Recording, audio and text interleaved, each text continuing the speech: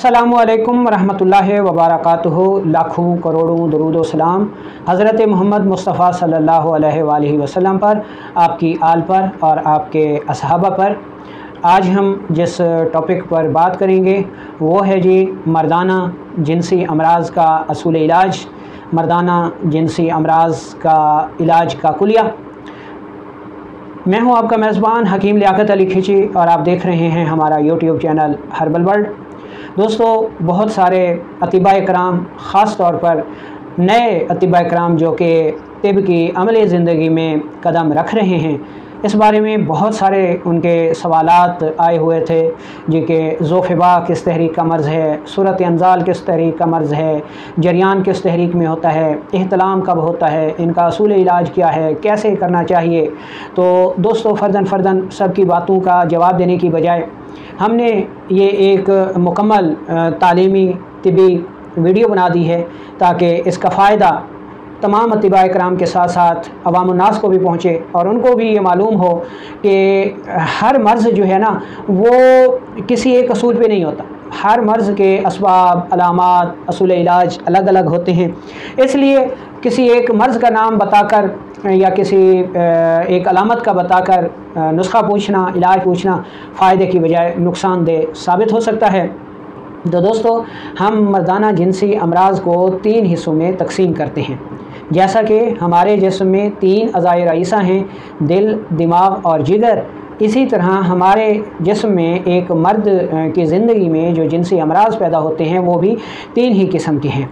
या तो जिनसी अमराज़ दिमागी व आसाबी ख़राबी की वजह से पैदा होंगे, या जिनसी अमराज़ क़ल्ब व उज़लात की ख़राबी से पैदा होंगे, या जिनसी अमराज़ जिगर व गुदद की ख़राबी की वजह से पैदा होंगे। इन सब का हम आज के इस लेक्चर में जायज़ा लेंगे। दोस्तों, कोई भी काम क़ुव्वत के बग़ैर सर अंजाम नहीं पा सकता, इसी तरह जिनसी फ़ेल भी क़ुव्वत के बग़ैर सर अंजाम नहीं पा सकता। तो सबसे पहले हम ये पढ़ लेते हैं कि जिनसी क़ुव्वत है क्या। दोस्तों, हमारा दिमाग व आसाब भी क़ुव्वत के बग़ैर काम नहीं कर सकता। तो दिमाग व आसाब की जो क़ुव्वत है, जिससे दिमाग व आसाब अपने अफ़ाल सर अंजाम देते हैं, उस क़ुव्वत को एनर्जी कहा जाता है। जिस क़ुव्वत की मदद से क़ल्ब व उज़लात अपने अफ़ाल को सर अंजाम देते हैं उसको फ़ोर्स कहा जाता है, और जिस क़ुव्वत की मदद से जिगर व गुदद अपने अफ़ाल सर अंजाम देते हैं उस क़ुव्वत को फ़ोर्स या फिर पावर कहा जाता है। और ये तीनों क़ुव्वतें जब इकट्ठी होती हैं तो इन सब को जिनसी क़ुव्वत कहा जाता है, सेक्सुअल पावर कहा जाता है।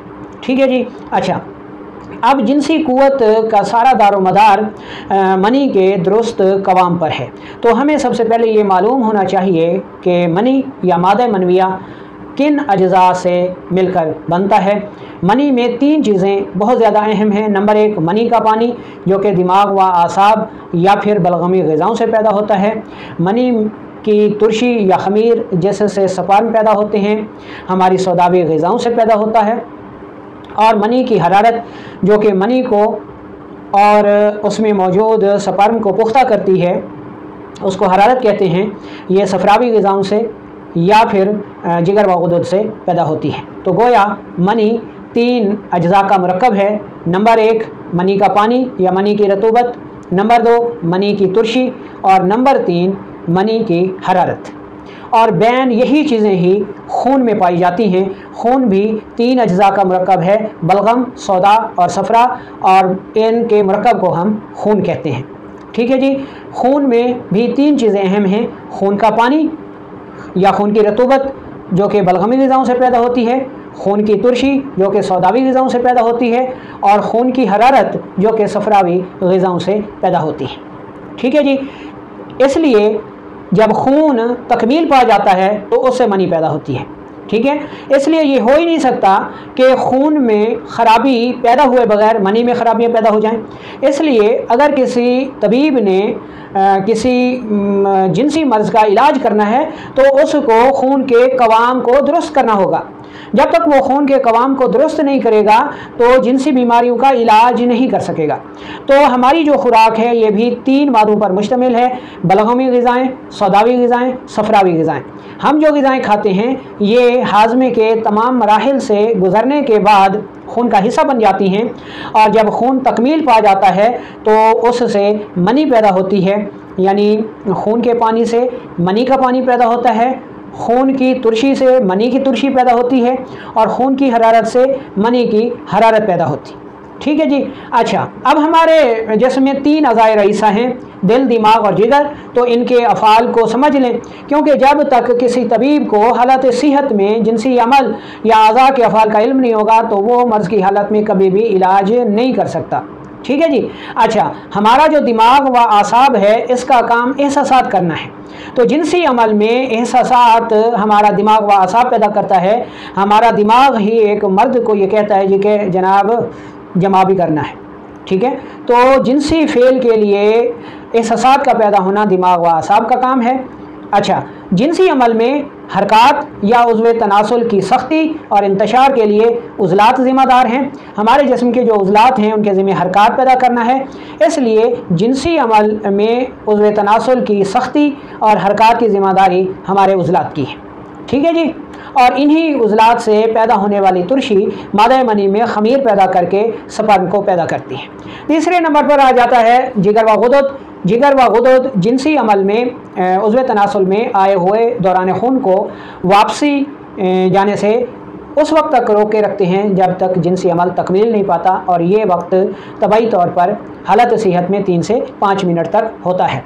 जब जिगर व गुदद खून को वापस नहीं जाने देते तो जिनसी अमल में जोश और जज्बा बढ़ता जाता है, हरकत तेज़ हो जाती हैं, और बिल आखिर 3 से 5 मिनट का तबाई जिनसी वक्त पूरा होने के बाद मनी का अखराज हो जाता है, और ये हरारत जिगर व गुदद की इस मनी को पुख्ता कर देती है, उसमें स्पर्म को पुख्ता कर देती है, और इस तरह जिनसी अमल तकमील पा जाता है, और इसके नतीजे में ख़ारिज होने वाली मादा मनी अफ़ज़ाइश नस्ल इंसानी के काम आती है, और इंसान की औलाद बढ़ती है, फैलती फूलती है। ठीक है जी। अब ये देख लें कि जिनसी अमल काम किस तरह करता है। ठीक है जी। हमारे दिमाग व आसाब ने ये एहसास दिलाया जी कि जमा करना है। इस एहसास की मदद से हमारे उज़लात ने उज़्व तनासुल में तनाव और सख्ती पैदा कर दी, और वो तन गया, टाइट हो गया हरकत के लिए, और हमारे गुदद ने उस दौरान खून को रोक कर जिनसी अमल को शुरू करा दिया, और तबाई जिनसी वक्त को पूरा कर दिया, और जब वो पूरा हो गया तो मनी के अखराज के साथ ही जिनसी वक्त तकमील पा गया, जो कि 3 से 5 मिनट तक होता है। तो ये तबाई जिनसी फ़ेल है। अच्छा, ये तो हो गया तबाई निज़ाम। इस तरह जिनसी अमल में जो ख़राबियाँ पैदा होती हैं वो भी 3 किस्म की हैं, जिनका हम जायज़ा लेंगे। अगर हमारे एहसासात में बिगाड़ आ जाए तो इनसे जो मर्ज़ पैदा होता है उसको मर्ज़ जरियान कहते हैं। मर्ज़ जरियान के लिए ये बहुत ज़रूरी है कि मर्ज़ जरियान में मादा मनी का अखराज बग़ैर तनाव की हालत में होता है। यानी हम ये कह सकते हैं कि अगर मादा मनी उज़्व तनासुल से बग़ैर इंतशार और सख्ती से, यानी सख्ती के बग़ैर इंतशार पाए, अखराज पाए, तो ऐसी हालत को हम जरियान कहते हैं। ठीक है। इसी तरह अगर मादा मनी उज़्व तनासुल से इंतशार की हालत में अखराज पाए लेकिन इंसान हालत नींद में हो तो इस मर्ज़ को मर्ज़ एहतलाम कहा जाता है। और तीसरे नंबर पर मर्ज़ आता है सूरत अंजाल कि अगर मादा मनी इंतशार, तनाव और सख्ती की हालत में अपना तबाई वक्त पूरा किए बग़ैर ख़ारिज हो जाए लज़्ज़त के साथ, तो इसको मर्ज़ सूरत अंजाल कहते हैं। यानी सूरत अंजाल के लिए ये शर्त है कि उसमें मादा मनी तनाव की हालत में निकलती है, लज़्ज़त के साथ अखराज पाती है, लेकिन अपने वक्त से पहले ख़ारिज हो जाती है। तो गोया इंसानी जिस्म में 3 ही जिनसी अमराज हैं, बाकी जितने भी जिनसी अमराज आते हैं वो इन 3 सूरतों से बाहर ख़ारिज नहीं होते।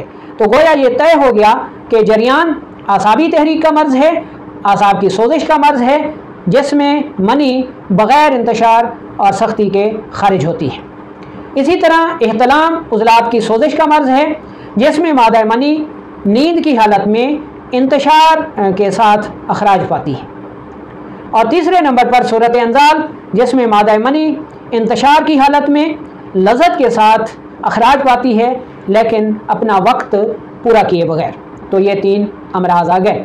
अब जो मर्ज़ जरियान है उसका इलाज उज़लाती अद्वियात से होगा, और जो मर्ज़ एहतलाम है उसका इलाज गुदी अद्वियात से होगा, सफरावी अद्वियात से होगा, और जो मर्ज़ सूरत अंजाल का है इसका इलाज बलगमी अद्वियात से होगा। या दूसरे मानों में हम ये भी कह सकते हैं कि असाबी तहरीक में जरियान का इलाज उज़लाती तहरीक में होगा, उज़लाती तहरीक में एहतलाम का इलाज गुदी तहरीक से होगा, और गुदी तहरीक में सूरत अंजाल का जो इलाज है वो असाबी तहरीक से होगा।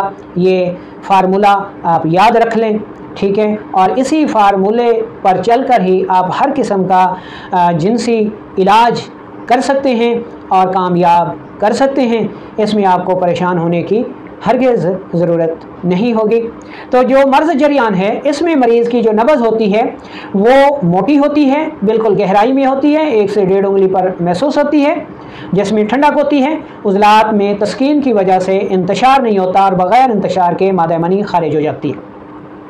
उज़लाती तहरीक में मर्ज़ एहतलाम होता है, मरीज़ की नब्ज़ तेज़ होती है, रियाह से पुर होती है। अगर उज़लाती असाबी ताल्लुक़ है तो नब्ज़ मोटी होगी, उज़लाती गुदी ताल्लुक़ है तो नब्ज़ बिल्कुल बारीक होगी, ठीक है जी। ये मर्ज़ एहतलाम है। और तीसरे नंबर पर नब्ज़ जो है वो ना तेज़ होती है उज़लाती नब्ज़ की तरह और ना सुस्त होती है असाबी नब्ज़ की तरह, यानी दरमियान में होती है। इसको हम मर्ज़ सूरत अंजाल कहते हैं, ठीक है जी। तो ये हो गया जिनसी अमराज का असूल इलाज। अब एक और बात जहन नशीन कर लें मुआलजीन हजरात भी और अवामुन्नास भी, कि जिनसी अमराज अवामुन्नास के नज़दीक अलग हैसियत रखते हैं और एक मुआलिज के नज़दीक अलग माहियत रखते हैं। मिसाल के तौर पर एक मुआलिज के पास एक मरीज़ आता है, वो कहता है जी कि हकीम साहब मेरी टाइमिंग कम हो गई है, मुझे कोई दवा दे दें। तबीब उसकी नब्ज़ देखता है, उसकी नब्ज़ आसाबी है, तो वो इसको सबब जो करार देगा मर्दाना टाइमिंग में कमी का, वो देगा जरियान को, और जरियान की तर्ज पर उसका इलाज करेगा। इसी तरह एक दूसरा मरीज़ आ जाता है और वो कहता है जी कि हकीम साहब मर्दाना टाइमिंग में कमी हो गई है, सुस्ती हो गई है, मुझे कोई दवा दे दें। तबीब उसकी नब्ज़ देखता है तो उसकी नब्ज़ है उज़लाती, तो वो उस उज़लाती नब्ज़ को मकाम मर्ज़ मानकर एहतलाम की तर्ज पर उसका इलाज करेगा, तो उस मरीज़ की मर्दाना टाइमिंग पूरी हो जाएगी। इसी तरह एक तीसरा मरीज़ आ जाता है और वो कहता है जी कि हकीम साहब मर्दाना क़ुव्वत कम हो गई है, टाइमिंग कम हो गई है, कोई दवा दे दें। तबीब उस मरीज़ की नब्ज़ देखता है और उसकी नब्ज़ होती है गुदी, तो वो ऐसी सूरत में इस मरीज़ का इलाज सूरत अंजाल की तर्ज पर करेगा, ठीक है जी। यानी अवामुन्नास के नज़दीक जिनसी जो अमराज के असूल हैं वो इनकी चंदा परवाह नहीं करता। उसको ये नहीं पता कि उससे कोई गर्ज नहीं है कि मेरी तहरीक असाबी है, उज़लाती है, गुदी है, कोई है। उसको सिर्फ एक मसला तंग कर रहा होता है जी कि मर्दाना टाइमिंग कम हो गई है, बस मुझे इसका इलाज चाहिए।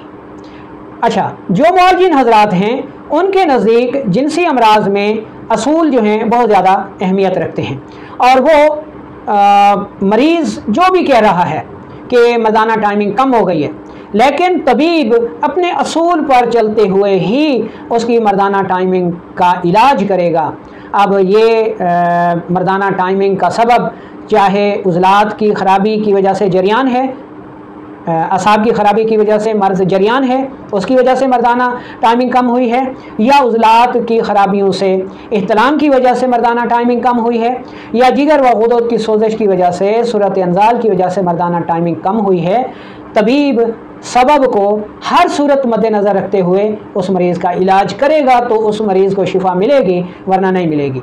यही असूल एज़ोस्पर्मिया, ओलिगोस्पर्मिया, जरियान, एहतलाम, सूरत अंजाल, ज़ोफ़ेबा, गर्ज़, हर सूरत में असूल इलाज ही कामयाबी की कुंजी है। और जो तबीब इस फार्मूले पर जिनसी अमराज का इलाज करेगा वही कामयाब होगा। तो अब आपने समझ लिया जिनसी अमराज का असूल इलाज।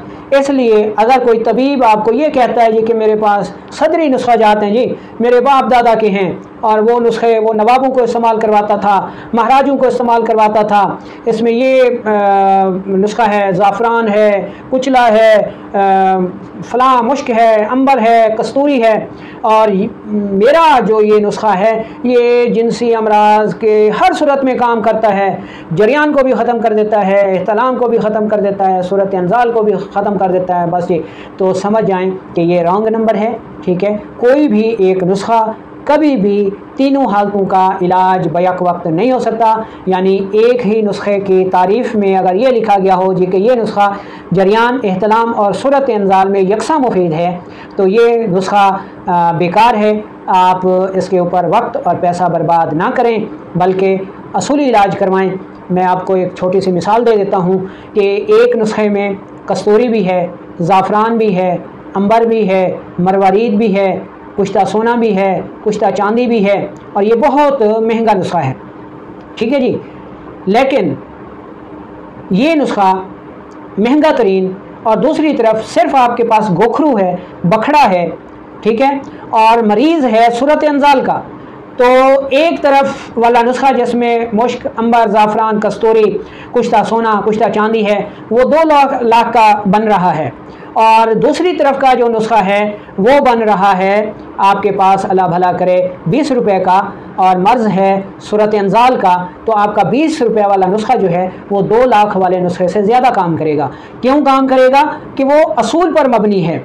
ठीक है, जबकि दूसरी तरफ कुश्ता सोना, कुश्ता चांदी, जितनी भी चीज़ें हैं वो मिजाज के मुताबिक चूँकि नहीं है, महंगी हैं, इसमें कोई शक नहीं है, लेकिन वो आफाल और असरात में 20 रुपये वाली चीज़ से रिज़ल्ट में कम है। तो उम्मीद है कि अतिबा कराम जिनसी अमराज में असूल इलाज को लाजमी तौर पर